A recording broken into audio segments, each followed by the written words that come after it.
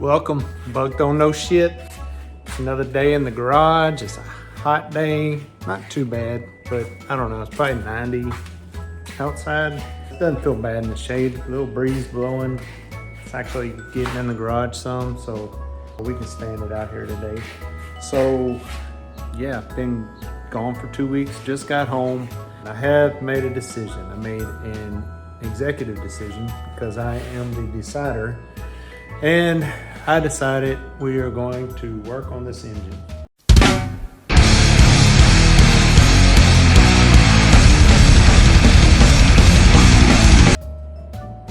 Yeah, don't know what I'm doing at all. Maybe a little. I have built, not rebuilt, I don't know. Changed the heads on a car before. Essentially, timing belt. It was a Isuzu Hombre, yeah, 4-cylinder. Timing belt broke, hooked up the heads or something, I don't know. I remember taking the head off, bringing it to the machine shop, having them do whatever they did, and putting it back on, and putting the timing belt back on, and I did actually drive the truck down the road, so it did run, and then I sold it for like $1,000. So that was a long time ago though, like long time ago. Back when there was such a thing as an Isuzu Hombre. And it was old then. Like, I don't know, yeah, I have no idea what year model that was. It's kind of odd. All my other vehicles I pretty much know. But anyway, so yeah. And the reason why I'm jumping to the engine, because I was kind of thinking I would do the engine last, but I'm still waiting on heater core for my AC and heater plenum box, and getting all that back assembled and put in, and you know, you want that in before you put the dash in, and yada yada yada, and don't really want to do electrical work until I get the dash in. So yeah, trying to kill a little time, do something that I need to do, and actually I 100%, when I bought this car, this was one of the things that I was going to do, and along the way I kind of like talked myself out of it, like, well, you know, it runs, let's just drive it as is and fix issues as they come up. Well, kind of going back to my original plan, and that was basically tear it down. I'm not gonna do a complete rebuild, but basically I guess it's an upper rebuild, is that right? Intake, heads, of course I need to get the exhaust manifolds off anyway. They're pretty much impossible to get off in the car the way they are, so I'll pull them off with the heads, replace them, put them back in. I did, and I don't know if I've showed this or I will show this, but I did break a bolt trying to get the heads off on, trying to get the exhaust manifolds off on the driver's side. Broke the first bolt I tried. It actually started turning and felt like it was going to come out, and it just snapped. So yeah, the good thing about these heads, which you can tell on the driver's side, somebody's already screwed them up, if you can see that. Let's see. And you see the bolts go through and they have a nut on them. The driver's side isn't like that. So somebody's come in here and redone this side already. So we're gonna do the same on the other side, and at least with that one bolt. Unless I can get it out. I may be able to get it out, we'll see.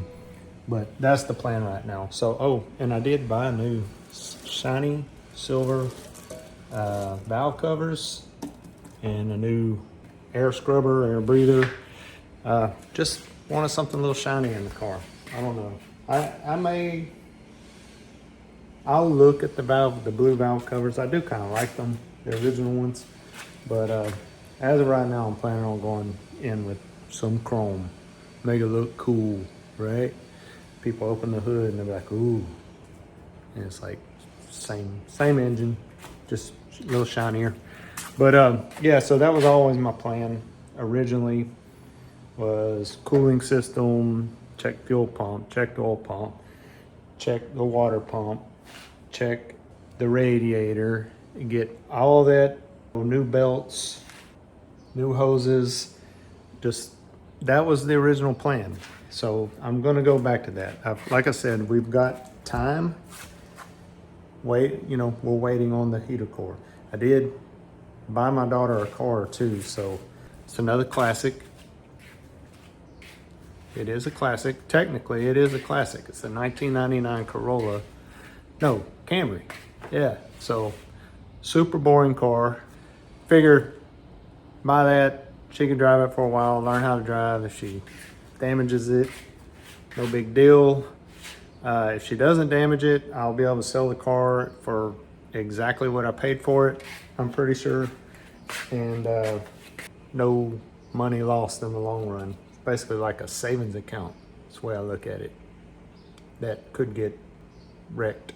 I am going to try to figure out how to, hotwire this with these little remote starter switches so I can do a compression test, because I would like to know while I have it in this state.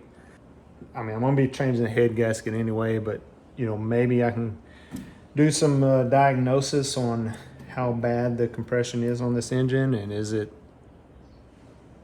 maybe it's all good. I don't know, we'll see. Time to get to work.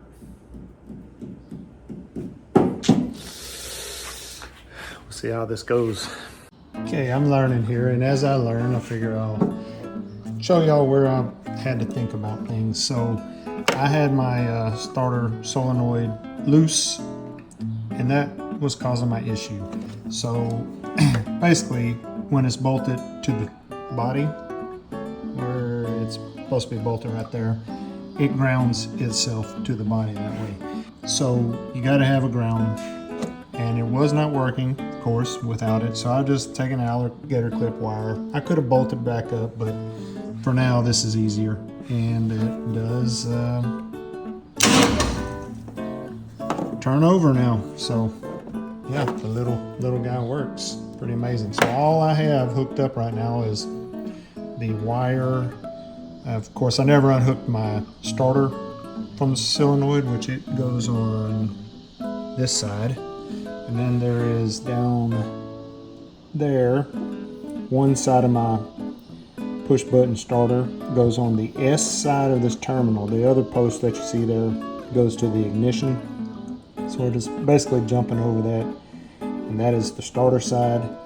And then the other clip goes on the positive power cable. You can hook it there, just somewhere on the positive side. And that's it.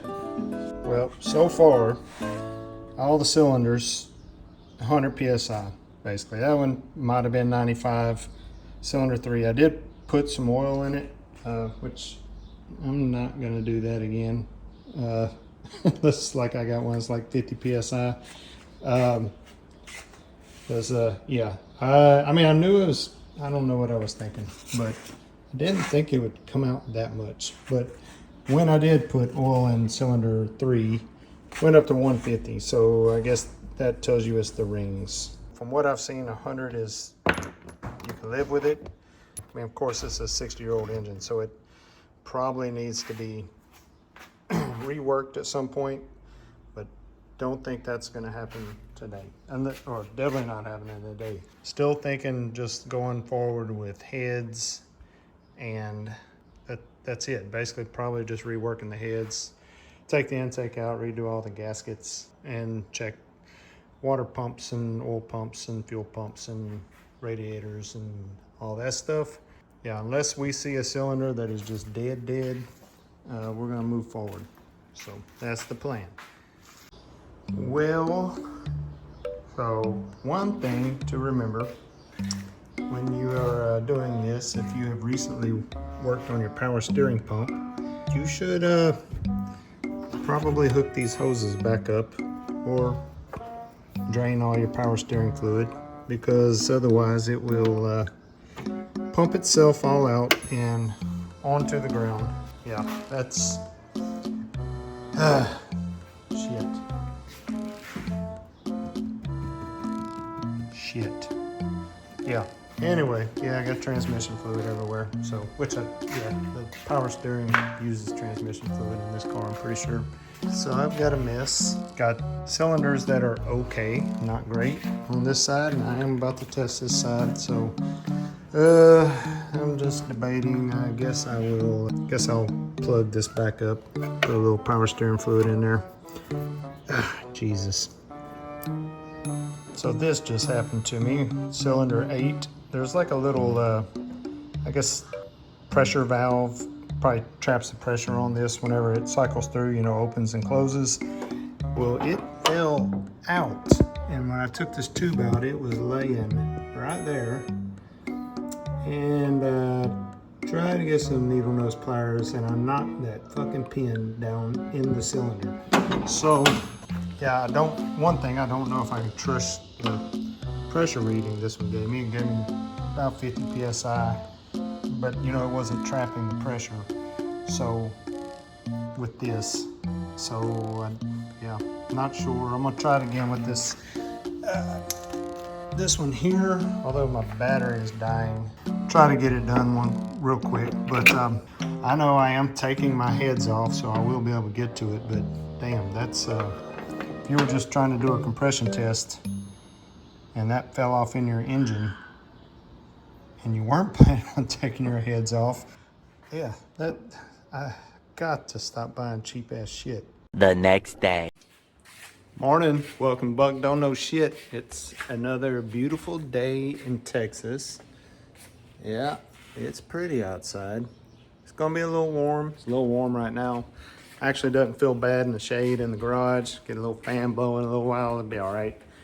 So yesterday we did compression testing on the engine, and 1 through 7 I think were all acceptable.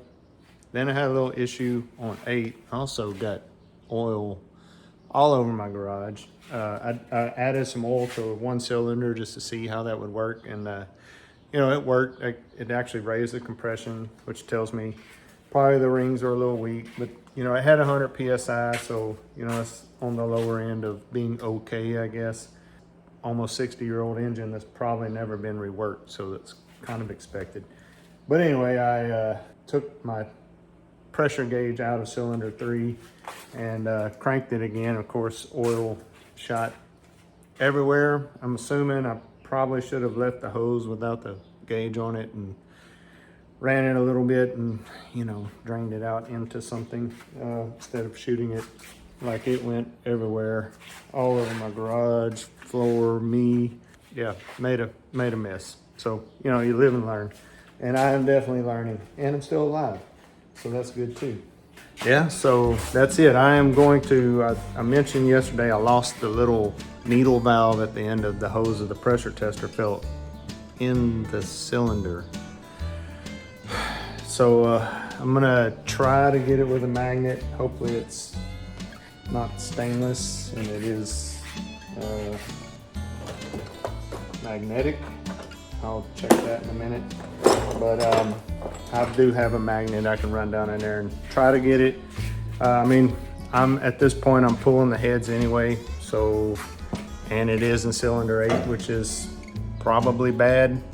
I am gonna check it again. I bought a new test kit, something a little more expensive than the one I bought. Harbor Freight, whatever, cheap tool freight, but they've got things, so it's all good, right?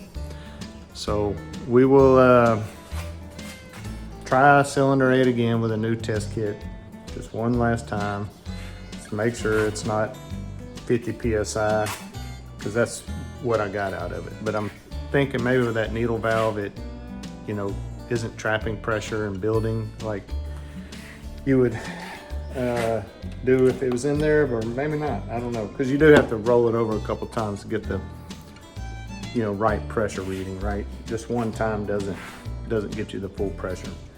So I got my battery charged. It was getting kind of weak yesterday. Compression test, finished that, so I kind of know where I stand with this. And then I'm gonna start draining things, draining the oil, draining the radiator stuff, whatever it's got in it. I'm assuming it's got some antifreeze, but it may just be water, I don't know.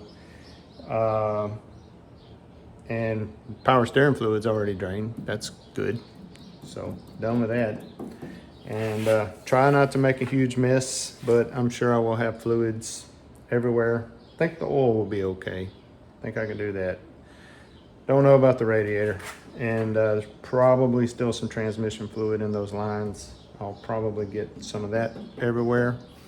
But yeah, so that's it. That's what we're doing today. Working on the engine, tearing things apart. Got to get pictures and actually keep them this time. Took some pictures and video of the wiring in this area before I took it all apart. Can't find any of them. I don't know. I know I did it, but they're gone. So got to do all that by memory. And pictures. Oh, I did get this guy, guys. Can you see it? Yeah. Colored wiring diagrams from classicwiring.com. I saw these on Facebook, I think, and it's like, shit, that looks pretty cool. So me personally, I have trouble reading these. I don't do it all the time. It did help me yesterday because got to looking at this. There's that little ground symbol right there. So I knew this had to be grounded, and it wasn't, and that's why it wasn't starting. So, you know, right off the bat, the thing has helped me. I mean, I probably would have figured that out anyway, but that verified my thought that it did need to be grounded. And I grounded it, and it fired up. Well, it didn't fire up, but it cranked like it was supposed to. We got a lot of work to do, so never done. I say I never. I did do that 4-cylinder Isuzu Hombre engine 25 years ago. Yeah, that's what I was rolling in. It was that's my progression of vehicles. Was a 49 Chevy truck, a 1990 something Nissan hardbody, and then I upgraded to the 1990 something Isuzu Hombre. Then I got my first real vehicle, 2004 Ford F-150, and it was actually newish, like almost brand new. I think it was like a dealer driver car, you know, so I got a little bit off of it. And then I got like a 2008 F-150, I think, 2010, I don't remember, but it was like a base model, very like work truck, white plastic bumpers, all that stuff, you know. And then I upgraded 2016 and got a Ford, another Ford. I was like a Ford guy for a long time. I guess I still am. I got a Ford Thunderbird. Then, you know, that was actually a nice truck. That was like a XLT, a little nicer, higher end Ford. Not the top of the line, but nicer. Then sold that. Got the car I was going to give my daughter. Drove that for a year while she was 15. Little Acura ILX. That was fun. And then what did I have after that? Oh, I bought my black Chevy, 2016 Chevy. So that's my history of vehicles that I have drove. Of course, had an ex-wife and now a wife, and I've got kids, and they all have cars, so I've owned a lot more cars than those, but those are what I drove my whole life. So, and yeah, anyway, that's it. I don't even know why I started talking about that. Oh, because I was saying that I did work on an engine once. Pretty much what I'm doing here, taking the heads off, timing chain, you know, all that kind of stuff. It was a timing belt, and I did all that out of a book with my neighbor in a true pole barn garage. Good channel if y'all want to go watch that. No walls or anything, just basically a shed. Me and my neighbor actually shared it. The property line went through the middle of the building. Great neighbor. We got along great. There's no issues there, and when I sold the place, I actually deeded the other half of the shop to him so he would have all of it. Nothing to it. Nothing to it. We'll get it. I'm pretty sure. but it got a lot of work to do.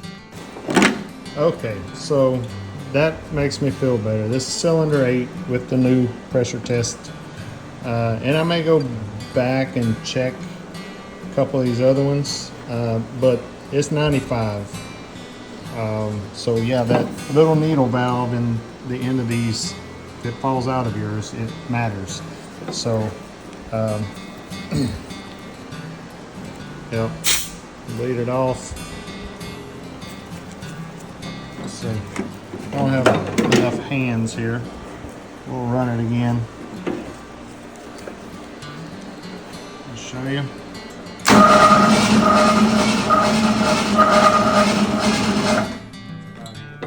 So yeah, 95.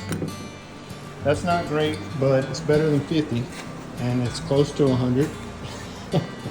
So I am gonna put a little oil in it and try it that way, and try not to make a huge mess this time. I'm sure I will, but yeah. So let me do that real quick, see what I get.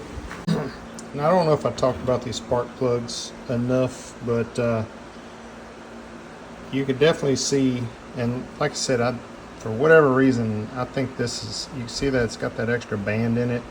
It doesn't look like the rest of these. For some reason, they didn't change this one.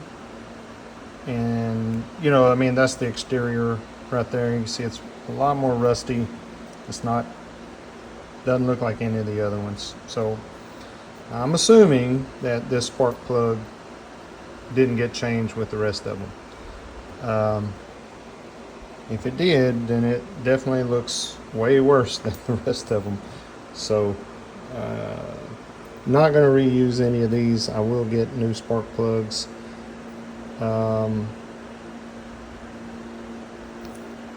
Yeah, we'll be buying new spark plugs. I will keep them just in case. And you know, they're probably not all bad. Like that one doesn't even look like it's been firing. So that one and that one look, and that one all look pretty unused. I mean, really none of them look bad other than this guy here. So from my untrained eyes. But yeah, so let me get putting all this shit back up and get started.